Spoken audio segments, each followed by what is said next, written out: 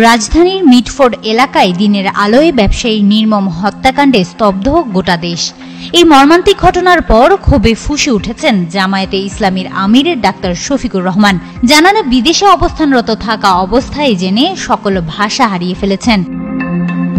শুক্রবার নিজের ভেরিফাইড আইডিতে দেওয়া স্ট্যাটাসে ডাক্তার শফিকুর রহমান লিখেছেন, এ কোন যুগ, কোন সমাজ, প্রকাশ্যে দিবালোকে একজন ক্ষুদ্র সাধারণ ব্যবসায়ীকে শুধু চাঁদা দিতে অস্বীকৃতি জানানোর কারণে শত শত মানুষের সামনে কতটা নির্মমভাবে হত্যা করা হলো।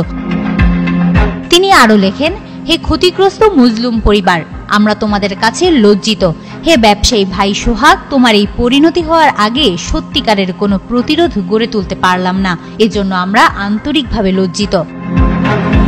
তিনি আরো লেখেন, হে সমাজ, জেগে উঠো, মানুষ হিসেবে বেঁচে থাকার প্রমাণ দাও। মনে রেখো, আজ তুমি কারো বিপদে চুপ থাকলে আগামীকাল তোমার উপর এর চেয়েও বড় বিপদ এলে তখন তুমি কাউকে পাশে পাবে না।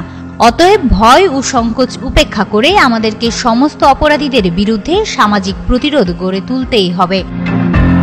হিমাতুল জান্নাত, যুগান্তর নিউজ।